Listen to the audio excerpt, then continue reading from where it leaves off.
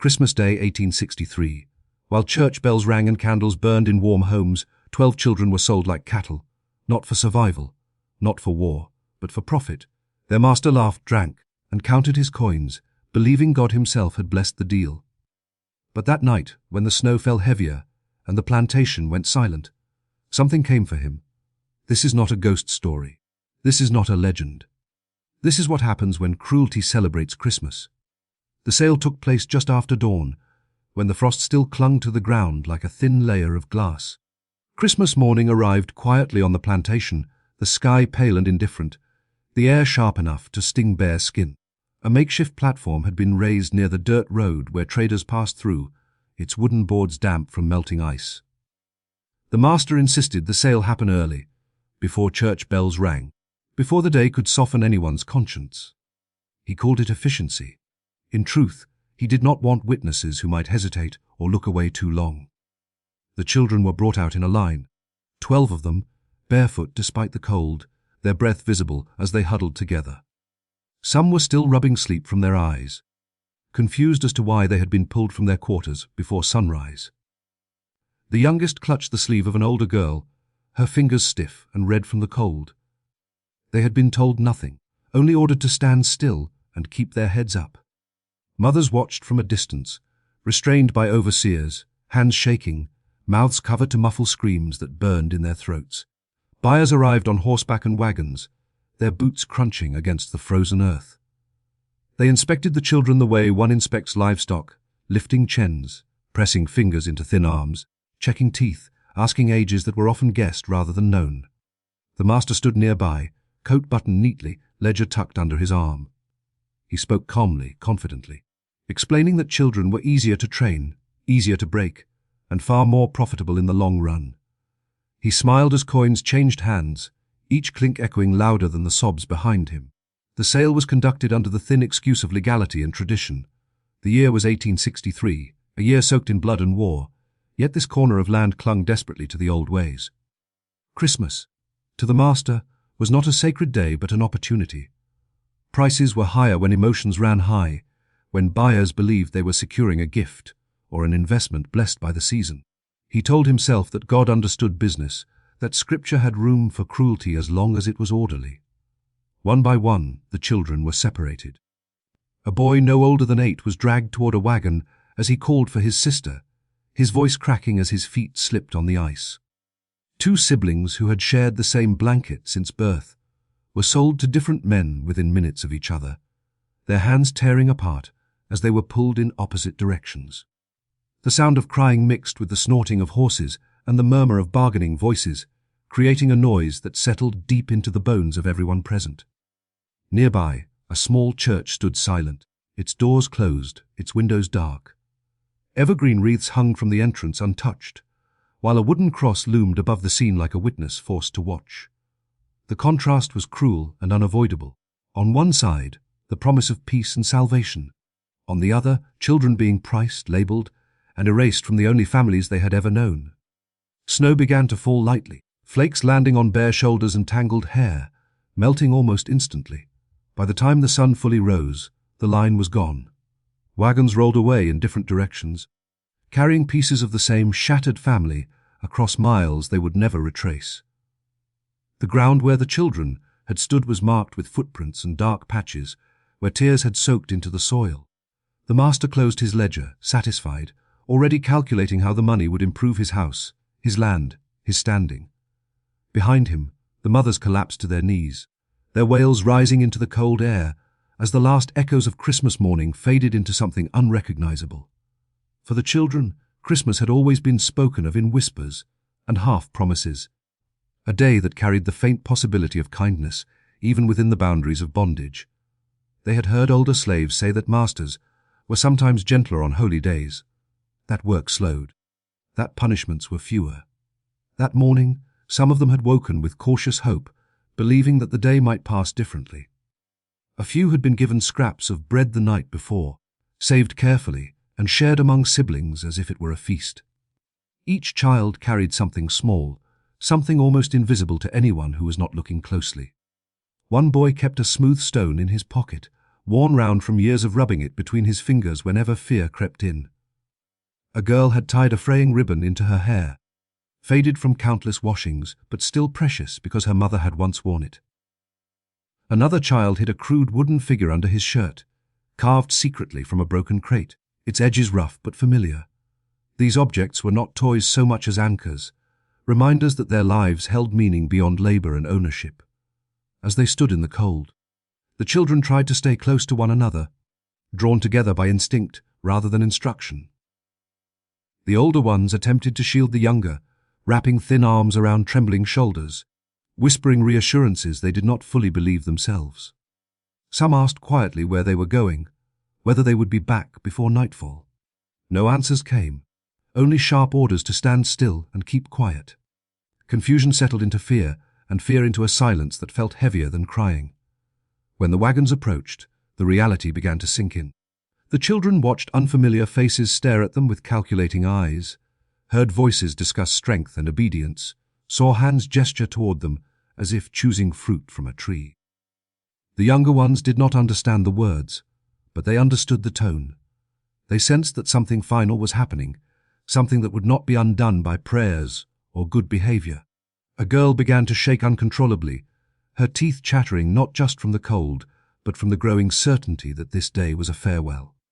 The moment separation began, the illusion of Christmas shattered completely. Hands reached in and pulled children away from one another, ignoring their cries and clinging fingers. Siblings screamed each other's names until their voices cracked, promising to remember, to find each other again somehow. A boy tried to run back toward his mother, only to be yanked away and thrown onto a wagon floor.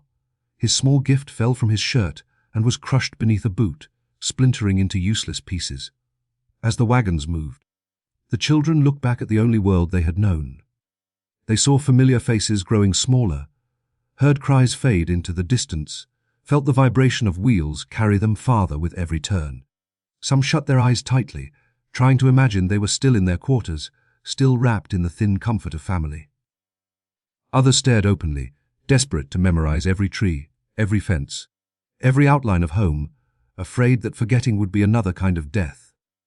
The cold air burned their lungs as they sobbed, their tears freezing against their cheeks. Christmas songs drifted faintly from somewhere beyond the fields, distorted by distance and wind, turning into something haunting and cruel.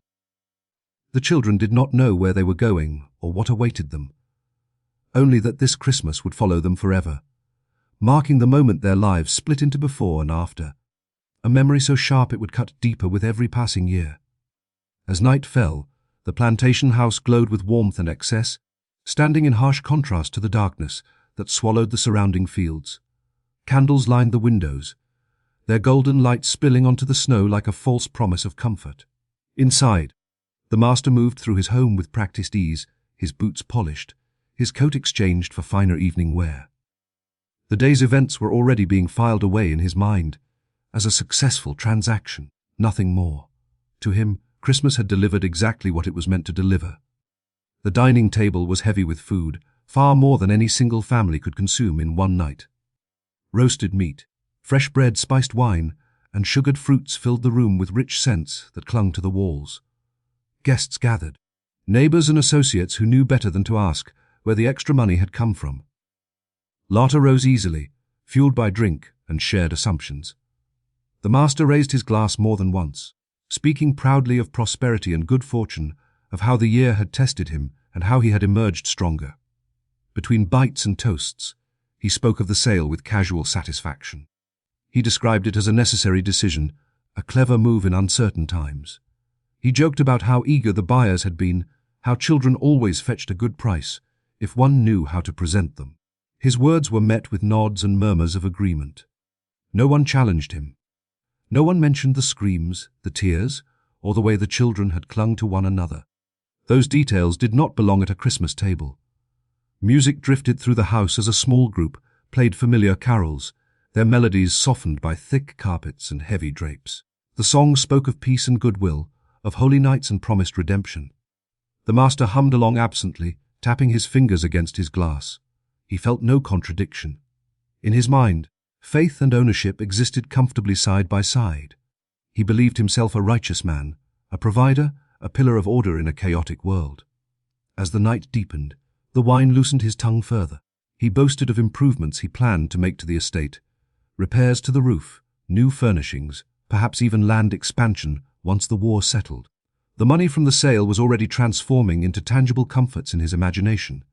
He leaned back in his chair, satisfied, the warmth of the fire and alcohol creating a pleasant haze. Outside, the wind picked up, rattling windows softly, unnoticed beneath the noise of celebration. Servants moved quietly through the room, eyes lowered, faces carefully blank. They cleared plates, refilled glasses, and kept their thoughts hidden. Each step they took echoed with the memory of the morning, but no trace of that horror was allowed to surface. The master barely looked at them, seeing only function, not humanity. When one servant hesitated, hands trembling, he snapped sharply, restoring order with a single glance. Eventually, the guests departed, their laughter fading into the cold night. The house settled into a heavy silence broken only by the crackle of dying embers in the fireplace. The master climbed the stairs slowly, satisfied and tired, carrying with him the certainty that the day had gone exactly as it should have. He paused briefly in his bedroom, counting the remaining coins in his mind, already planning how they would be spent, before extinguishing the lamp and surrendering himself to sleep. The plantation seemed to hold its breath as midnight approached, the earlier sounds of celebration dissolving into an unnatural stillness. The wind that had rattled the windows faded until the air felt thick and unmoving, as if the night itself were listening. Snow continued to fall, but without sound, settling softly on rooftops, fences, and fields that stretched out like a frozen sea. Even the distant woods, usually alive with rustling branches and small nocturnal movements, stood motionless beneath the weight of silence. The animals sensed it first. Dogs that normally barked at every unfamiliar noise whimpered and crawled beneath porches, their tails tucked tightly against their bodies. Horses in the stables stomped nervously, their breath coming in sharp bursts, eyes wide and rolling as if tracking something unseen. A mule let out a low, mournful sound and then fell quiet, refusing to move no matter how much it was coaxed. The usual rhythms of the plantation were gone, replaced by a tension that pressed against the skin. Inside the slave quarters, no one slept. Families huddled together, candles unlit, prayers whispered through clenched teeth. Mothers stared into the darkness where their children should have been, rocking back and forth without realizing it. Old men crossed themselves repeatedly, muttering warnings passed down through generations, words about restless nights and unpaid debts of blood. No one spoke above a whisper, afraid that raising their voice might draw attention they did not want. The air grew colder as the hours crept forward, though no door or window had been opened. Frost began to creep along the edges of glass panes, spreading inward in delicate, branching patterns. The scent of iron and damp earth drifted through the halls of the main house, subtle at first, then unmistakable. Servants noticed it as they lay awake in their narrow rooms, hearts pounding as the smell awakened memories of graves and freshly turned soil. Somewhere deep within the plantation, a sound began to carry across the land, so faint it could almost be mistaken for the wind. It rose and fell in a slow, uneven rhythm, like a song remembered incorrectly. Those who heard it strained to listen, their blood running cold as they recognized the broken cadence of a lullaby. The melody wove its way through the fields and up toward the house, slipping through cracks and keyholes, curling around corners as if guided by intention. Clocks inside the house began to behave strangely. One stopped entirely, its hands frozen just before midnight. Another ticked too fast, the sound sharp and irregular, each second snapping like a twig underfoot. Candles flickered though there was no draft, their flames bending low and stretching tall in uneasy patterns. Shadows along the walls shifted slightly, refusing to stay aligned with the objects that cast them. Servants who dared to glance into the hallways swore they saw movement, small shapes slipping just out of sight, too low to the ground to be adults. Footprints appeared briefly on the polished floors, damp and dark, as though made by bare feet fresh from snow, then faded before anyone could fully convince themselves they were real. A quiet sob echoed once from the far end of the corridor, cutting off abruptly, leaving behind a silence more terrifying than the sound itself. As midnight drew closer, the plantation felt sealed off from the rest of the world. No stars showed through the clouded sky. The church bells in the distance never rang. It was as if time itself had paused, waiting, suspended on the edge of something that could no longer be avoided. The master awoke suddenly, heart pounding, with the uneasy sensation that he was no longer alone. The warmth of the room had vanished, replaced by a chill that seeped through the blankets and into his bones. His breath fogged faintly in the air as his eyes adjusted to the darkness. The fire in the hearth had burned down to embers, casting a weak red glow that barely touched the corners of the room. For a moment he lay still, listening, convinced that some sound had pulled him from sleep. Then he heard it again, slow and deliberate, the soft sound of something pressing against the floor. It was not the creak of old wood settling, nor the shuffle of a servant passing by. It was the unmistakable rhythm of footsteps, damp and careful, moving just beyond his door. Each step landed with a faint slap, as though bare skin met cold wood. His throat tightened as he strained to locate the source, the silence between each sound stretching painfully long. He swung his legs over the side of the bed, his feet touching the floor, and immediately recoiled.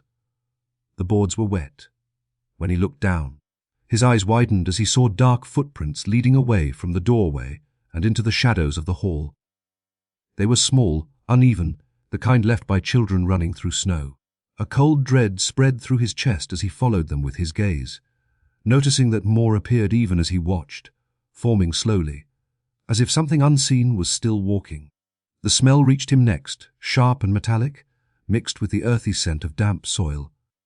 It clung to the back of his throat, making him gag as he stumbled toward the bell rope near his bed. He grasped for it, only to find empty air. The rope was gone, cut cleanly, its end frayed as though torn away in a hurry. Panic flared, and he backed toward the bed, his pulse roaring in his ears. The footsteps grew louder now, no longer confined to the hall. They circled the room, slow and patient, each step placed with intent. The candle on his bedside table flickered to life without being touched, its flame low and trembling. In its weak light, shadows gathered at the foot of the bed, stretching unnaturally tall against the walls before collapsing inward, forming shapes that made his breath catch painfully in his chest. Figures began to emerge from the darkness, their outlines faint at first, like reflections in disturbed water. They were small, their frames thin and hunched, heads bowed as if burdened by invisible weight. As they stepped closer, their features sharpened, revealing hollow eyes that reflected the candlelight without warmth. Their skin appeared pale and mottled, marked by bruises and scars that seemed to pulse faintly, as though remembering pain. The master tried to speak, to shout for help, but his voice failed him. His mouth opened, yet no sound came, his tongue heavy and unresponsive. One of the figures lifted its head, and he recognized the face, though he could not place from where. Then another did the same, and another, until recognition crashed over him like a wave. They were the children, all 12 of them, standing silently, their expressions empty yet accusing, their gazes fixed on him with unbearable intensity. Chains dragged softly across the floor as they moved closer, though he could not see where the chains were attached. The sound scraped against his nerves, each metallic whisper echoing inside his skull. One child reached out a hand, fingers stiff and darkened with cold, and pointed directly at his chest. With that simple gesture, the room seemed to close in, the walls pressing inward as the weight of every scream, every tear, every broken bond surged through him all at once. The moment their gaze locked onto him, the air in the room thickened until it was hard to breathe. His chest tightened as though an unseen hand had wrapped itself around his ribs and begun to squeeze. The candlelight dimmed, shrinking until it barely illuminated their faces, yet he could see them clearly, every hollow cheek and trembling lip burned into his vision. His legs buckled beneath him, and he collapsed backward onto the bed, the mattress groaning under his weight. The children did not move closer all at once. They advanced slowly, one step at a time, each movement synchronized, deliberate, unavoidable. With every step they took, memories flooded into him, not his own but theirs. He felt cold iron bite into small wrists, heard the crack of a whip slicing through air, tasted blood where fear had bitten through a child's lip. The sensations overlapped, relentless, piling atop one another, until he could no longer separate himself from what he was being forced to feel.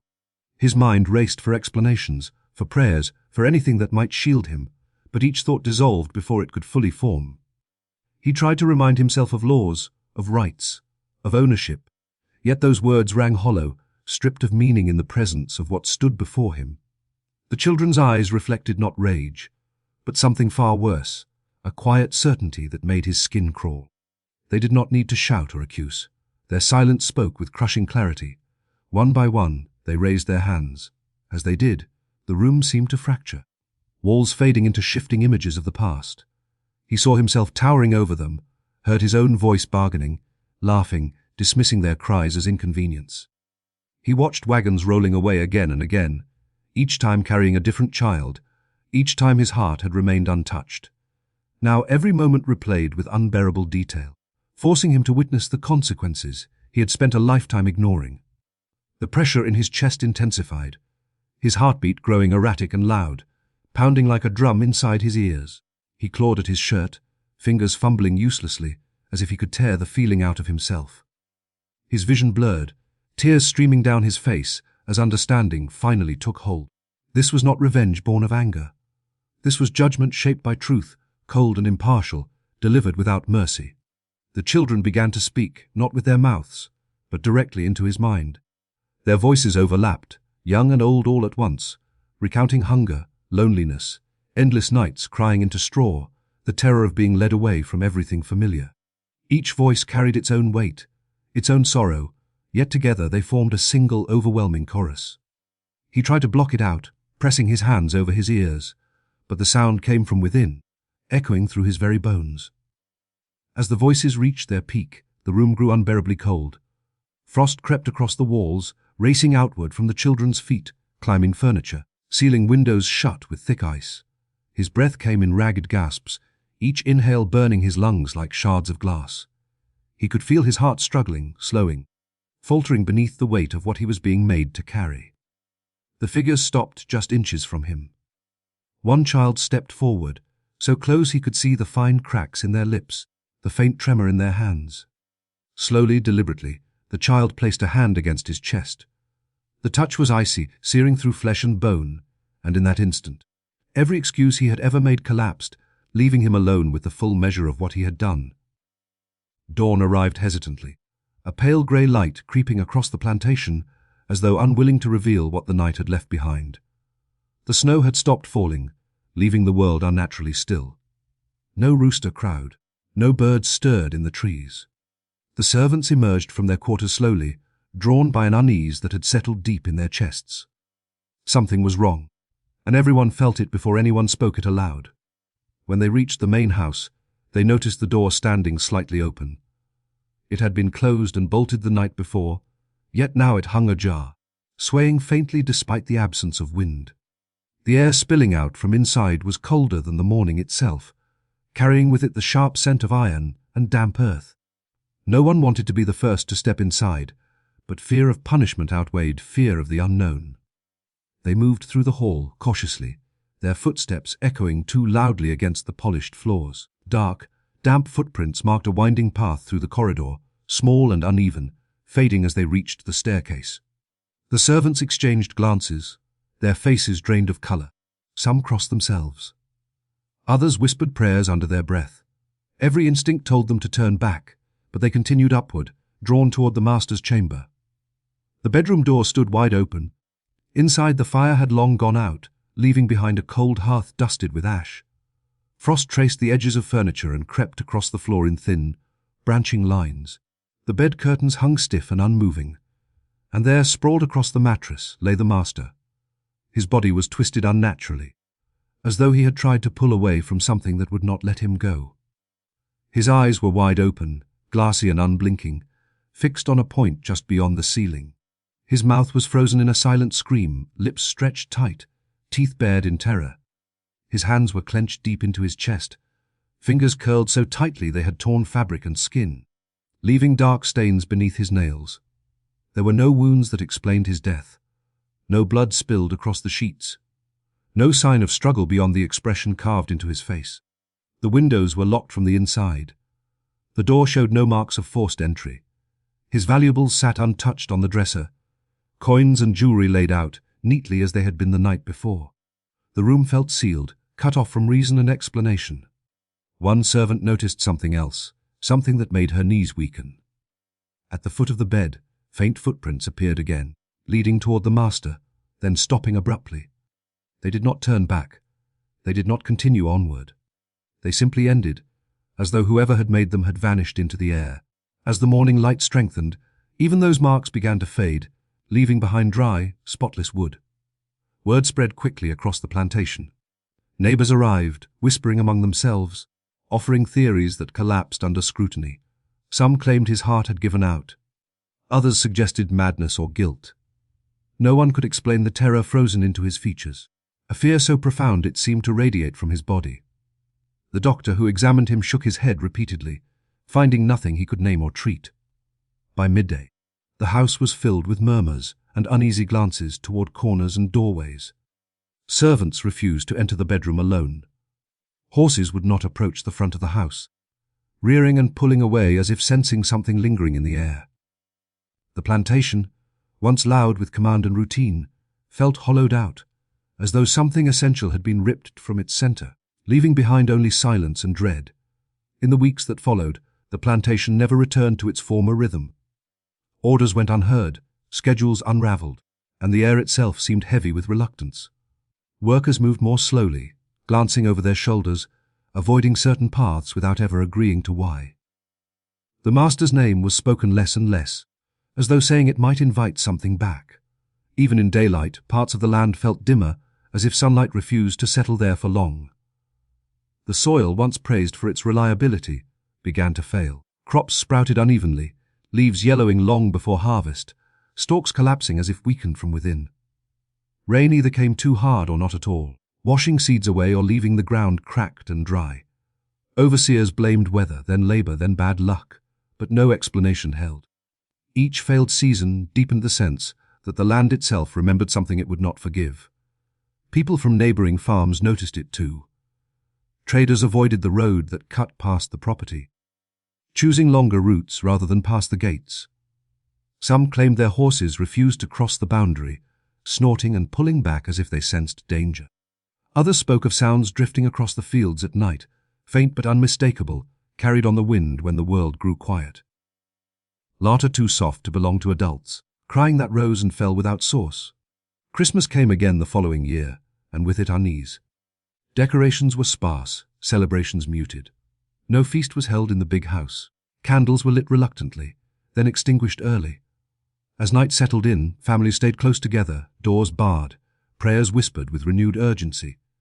Just before midnight, some swore they heard footsteps moving across frozen ground, circling, never approaching, never leaving. Stories began to take shape, shared carefully, never all at once. An old woman claimed she saw small figures standing at the edge of the field at dawn, their outlines blurred by mist. A child said he heard a song outside his window, one his sister used to hum before she was sold away. A man woke to find tiny handprints pressed into frost on his door, gone by sunrise but impossible to forget. The house itself deteriorated faster than anyone expected. Walls cracked, windows shattered without cause. Fires refused to stay lit in certain rooms, no matter how carefully they were tended. Servants avoided the upper floor entirely, especially the master's former bedroom, where the air remained colder than anywhere else. When repairs were attempted, tools broke, nails bent, and workers fell ill without explanation. Over time, the plantation changed hands, then changed again. Each new owner arrived confident, dismissive of rumors, determined to restore profitability. None stayed long. Some left after a single winter. Others abandoned the land in the dead of night, possessions left behind as if escape mattered more than dignity. Records became vague, then incomplete.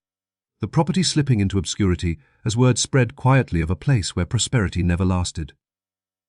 Children born nearby were warned never to wander too close, especially in December. Elders told them to listen carefully if the night grew too quiet, to return home at the first sound of singing carried by cold air. No one admitted to believing the stories outright, yet no one tested them either. The land stood mostly empty, marked by overgrown fields and a house slowly surrendering to time, while every Christmas Eve, as snow settled softly over the ground. The silence seemed to wait attentive, as if remembering exactly what had been taken and from whom. The children were sold, the money was spent, but the debt was never paid.